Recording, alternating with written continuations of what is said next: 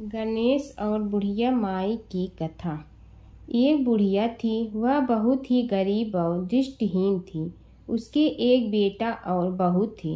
वह बुढ़िया सदैव गणेश जी की पूजा किया करती थी। एक दिन गणेश जी प्रकट होकर उस बुढ़िया से बोले, बुढ़िया माँ, तू जो चाहे सो मांग ले। बुढ़िया बोली, मुझे तो मांगना नहीं आता, कैसे और क्या मांगूं? तब गणेश जी बोले, अपने बहू बेटे से पूछ कर मांग ले। तब बुढ़िया ने अपने बेटे से कहा, गणेश जी कहते हैं तू कुछ मांग ले, बता मैं क्या मांगूं? पुत्र ने कहा, माँ तू धन मांग ले। बहू से पूछा तो बहू ने कहा, नाती मांग ले। तब बुढ़िया ने सोचा कि ये तो अपने अपने मतलब की बात कर रहे हैं।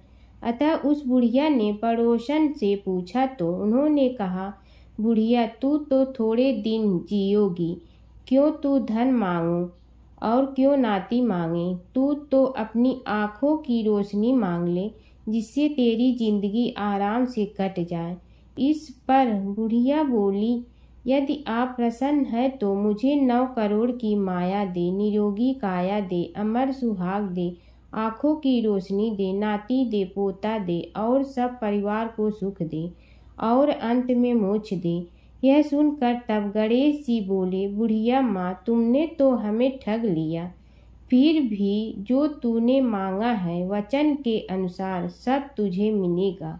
और यह कहकर गणेश जी अंतर ध्यान हो गए। उधर बुढ़िया माँ ने जो कुछ मांगा वह सब कुछ मिल गया। हे गणेश जी महाराज, जैसे तुमने उस बुढ़िया माँ को सब कुछ दिया वैसे ही सबको देना। बुढ़िया माई को मुक्ति दी तुलसी माता की कथा।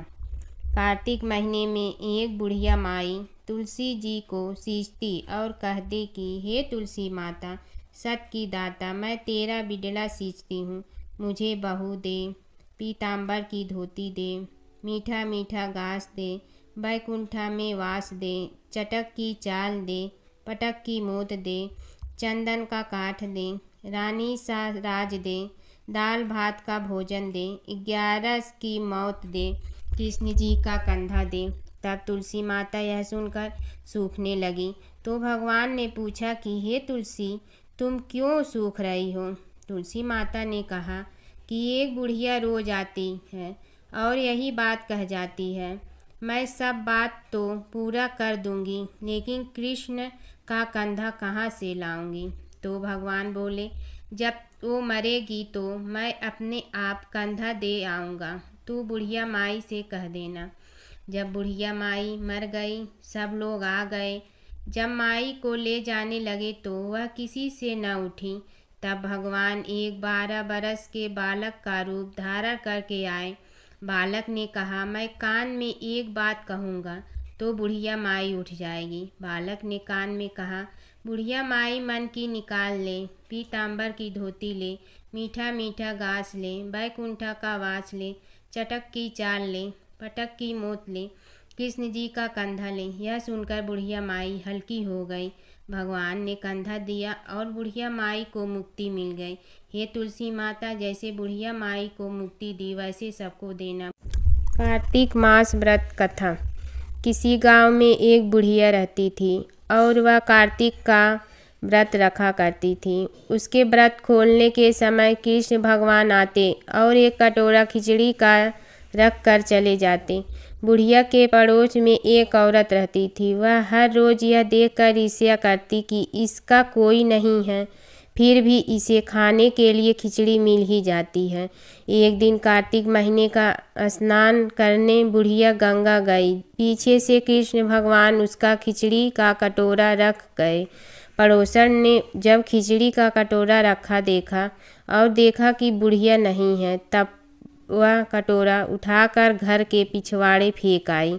कार्तिक स्नान के बाद बुढ़िया घर आई तो उसे खिचड़ी का कटोरा नहीं मिला और वह भूखी ही रह गई। बार बार एक ही बात कहती कि कहाँ गई मेरी खिचड़ी और कहाँ गया मेरा खिचड़ी का कटोरा। दूसरी ओर पड़ोसन ने जहाँ खिचड़ी गिराई थी वहाँ एक पौधा उगा जिसमें 2 फूल खिले। एक बार राजा उस ओर से निकला तो उसकी नज़र उन दोनों फूलों पर पड़ी और वह उन्हें तोड़कर घर ले आया। घर आने पर उसने वह फूल रानी को दिए, जिन्हें सूंघने पर रानी गर्भवती हो गई। कुछ समय बाद रानी ने 2 पुत्रों को जन्म दिया। वह दोनों जब बड़े हो गए तब वह किसी से भी बोलते नहीं थे, लेकिन जब वह दोनों शिकार पर जाते तब रास्ता में उन्हें वही बुढ़िया मिलती, जो अभी भी यही कहती कि कहाँ गई मेरी खिचड़ी और कहाँ गया मेरा कटोरा। बुढ़िया की बात सुनकर वह दोनों कहते कि हम हैं तेरी खिचड़ी और हम हैं तेरा बेला। हर बार जब भी वह शिकार पर जाते तो बुढ़िया यही बात कहती और वह दोनों वही उत्तर देते। एक बार राजा के कानों में यह बात पड़ गई। उसे आश्चर्य हुआ कि दोनों लड़के किसी से नहीं बोलते, तब यह बुढ़िया से कैसे बात करते हैं। राजा ने बुढ़िया को राजमहल बुलवाया और कहा कि हम तो किसी से यह दोनों बोलते नहीं हैं, तुमसे यह कैसे बोलते हैं। बुढ़िया ने कहा कि महाराज, मुझे नहीं पता कि यह कैसे मुझसे बोल लेते हैं। मैं तो कार्तिक का व्रत करती थी और कृष्ण भगवान मुझे खिचड़ी का बेला भर कर दे जाते थे। एक दिन मैं स्नान करके वापस आई तो मुझे वह खिचड़ी नहीं मिली। जब मैं कहने लगी कि कहाँ गई मेरी खिचड़ी और कहाँ गया मेरा बेला, तब इन दोनों लड़कों ने कहा कि तुम्हारी पड़ोसन ने तुम्हारी खिचड़ी फेंक दी थी तो उसके 2 फूल बन गए थे। वह फूल राजा तोड़कर ले गया और रानी ने सूंघा तो हम 2 लड़कों का जन्म हुआ। हमें भगवान ने ही तुम्हारे लिए भेजा है। कार्तिक मास की कथा। किसी गांव में एक बुढ़िया रहती थी। उसकी एक पुत्र वधू भी थी। कार्तिक का महीना आता तो बुढ़िया 12 कोस नहाने जाती, लेकिन उसकी बहू वहीं पतीले में पानी डालकर कहती कि मन चंगा तो कठौती में गंगा। गंगा जी उसके लिए वहीं आ जाती। वह उस गंगा में अपना कार्तिक नहान कर लेती। एक बार कार्तिक नहाते हुए सास की नथ बह गई और बहकर वह बहू के नहाने वाले पतीले में आ गई तो उसने वह उठा कर रख लिया। सास घर वापिस आई तो उदास थी कि उसकी नथ बह गई है। बहू ने सास को उदास देखकर पूछा कि आप उदास क्यों हो। सास ने कहा कि मेरी नथ गंगा जी में बह गई है। बहू ने कहा कि अच्छा, वह नथ वह तो मेरे पास है। सास ने पूछा कि वह कैसी तुम्हारे पास है।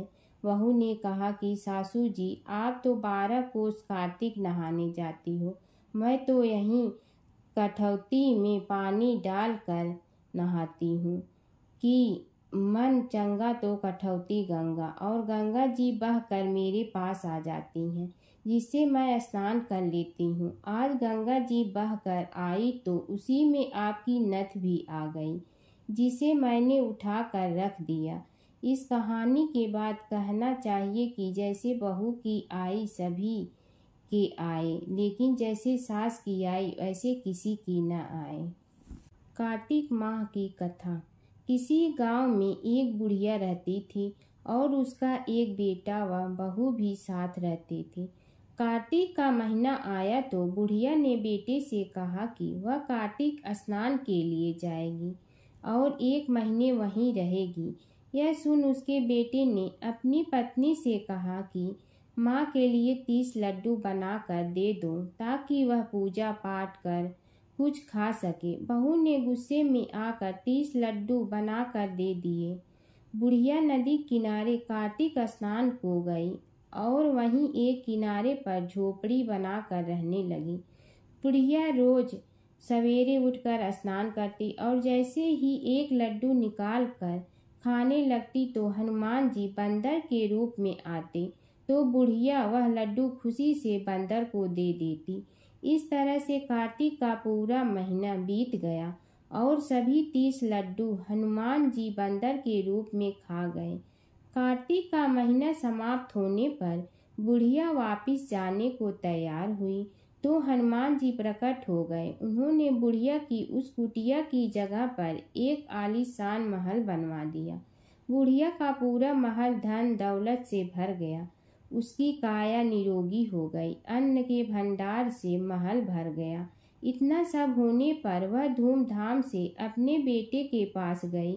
बुढ़िया को इतना धनी देखकर उसकी बहू ने मन में कहा कि अगले कार्तिक मैं भी अपनी माँ को कार्तिक स्नान के लिए भेजूंगी। और अगले कार्तिक आने पर उसने अपनी माँ को कार्तिक स्नान के लिए कहा। पूरे 30 लड्डू घी व बहुत सा मेवा डालकर अपनी माँ के लिए बना कर दिए। माँ कार्तिक स्नान के लिए गई और जैसे ही सुबह सवेरे नहाकर लड्डू खाने लगती तो हनुमान जी बंदर का रूप धरकर उसके सामने बैठ जाती तो वह पत्थर मारकर उन्हें भगा देती और कहती कि इससे मेरा पेट ही नहीं भरा तो तुम्हें कैसे दूं। उसका रोज का यही क्रम 30 दिन तक चलता रहा। कार्तिक का महीना समाप्त हुआ तो हनुमान जी फिर से प्रकट हुए और उन्होंने बहू की माँ की कुटिया को कूड़े कचरे में बदल दिया और माँ को भिखारी बना दिया। कार्तिक महीना समाप्त होने पर बहू ने भी अपने पति से कहा कि कार्तिक का महीना खत्म हो गया है, आप मेरी माँ को गाजे बाजे के साथ लेकर आओ। लड़का अपनी सास को गाजे बाजे के साथ लेने गया तो वहाँ देखता ही कुटिया की जगह कूड़े का ढेर लगा है और उस पर उसकी सास डूकर बनकर बैठी है। लड़के को देख हनुमान जी प्रकट हुए और बोले कि बेटा, तुम्हारी माँ ने सच्चे मन से कार्तिक का स्नान किया है और पूजा पाठ किया है, इसलिए ही तुम्हारी माँ पर कार्तिक देवता का आशीर्वाद बरसा था। लेकिन तुम्हारी सास ने पापी मन से यह कार्य किया है और कार्तिक महीने में बेटी के घर का अन्न खाया है, इसलिए कार्तिक देवता इससे नाराज हुए जिससे यह डूकर बन गई है। कहानी के बाद हाथ जोड़कर कहना चाहिए कि हे कार्तिक देवता, जैसे आप लड़के की माँ पर बरसे वैसे ही आप सभी पर बरसना। कार्तिक माह में विष्णु भगवान की कथा। एक नगर में एक सेठ व एक सेठानी रहते थे और सेठानी रोज विष्णु भगवान की पूजा करती थी। सेठ को उसका पूजा करना बिल्कुल अच्छा नहीं लगता था। इसी वजह से एक दिन सेठ ने सेठानी को घर से निकाल दिया। घर से निकलने पर वह जंगल की ओर गई तो देखा 4 आदमी मिट्टी खोदने का काम कर रहे थे। उसने कहा कि मुझे नौकरी पर रख लो। उन्होंने उसे रख लिया, लेकिन मिट्टी खोदने से सेठानी के हाथों में छाले पड़ गए और उसके बाल भी उड़ गए। वह आदमी कहते हैं कि बहन, लगता है तुम किसी अच्छे घर की महिला हो, तुम्हें काम करने की आदत नहीं है। तुम एक काम रहने दो और हमारे घर का काम कर लिया करो। वह चारों आदमी उसे अपने साथ घर ले गए और वह 4 मुट्ठी अनाज लाते और सभी बांट कर खा लेते। एक दिन सेठानी ने कहा कि कल से 8 मुट्ठी अनाज लाना। अगले दिन वह 8 मुट्ठी अनाज लाए और सेठानी पड़ोसन से आग मांग लाई। उसने भोजन बनाया, विष्णु भगवान को भोग लगाया, फिर सभी को खाने को दिया। सारे भाई बोले कि बहन, आज तो भोजन बहुत स्वादिष्ट बना है। सेठानी ने कहा कि भगवान का जूठा है तो स्वाद तो होगा ही। सेठानी के जाने के बाद सेठ भूखा रहने लगा और आस पड़ोस के सारे लोग कहने लगे कि ये तो सेठानी के भाग्य से खाता था। एक दिन सेठ अपनी सेठानी को ढूंढने चल पड़ा। उसने ढूंढते हुए वह भी उस जंगल में पहुंच गया जहां वह चारों आदमी मिट्टी खोद रहे थे। सेठ ने उन्हें देखा तो कहा कि भाई, मुझे भी काम पर रख लो। उन आदमियों ने उसे काम पर रख लिया, लेकिन मिट्टी खोदने से उसके भी हाथों में छाले पड़ गए और बाल उड़ने लगे। उसकी यह हालत देख चारों बोले कि तुम्हें काम की आदत नहीं है, तुम हमारे साथ चलो और हमारे घर में रह लो। सेठ उन चारों आदमियों के साथ उनके घर चला गया और जाते ही उसने सेठानी को पहचान लिया, लेकिन सेठानी घूंघट में थी तो सेठ को देख नहीं पाई। सेठानी ने सभी के लिए भोजन तैयार किया और हर रोज की भांति विष्णु भगवान को भोग लगाया। उसने उन चारों भाइयों को भोजन परोस दिया, लेकिन जैसे ही वह सेठ को भोजन देने लगी तो विष्णु भगवान ने उसका हाथ पकड़ लिया। भाई बोले कि बहन, ये तुम क्या कर रही हो? वह बोली, मैं कुछ नहीं कर रही हूँ, मेरा हाथ तो विष्णु भगवान ने पकड़ लिया है। भाई बोले, हमें भी विष्णु भगवान के दर्शन कराओ। उसने भगवान से प्रार्थना की तो विष्णु जी प्रकट हो गए। सभी ने दर्शन किए। सेठ ने सेठानी से क्षमा मांगी और सेठानी को साथ चलने को कहा। भाइयों ने अपनी बहन को बहुत सा धन देकर विदा किया। जब सेठानी के साथ सेठ भी भगवान विष्णु की पूजा करने लगा और उनके परिणाम से उनका घर अन्न धन से भर गया।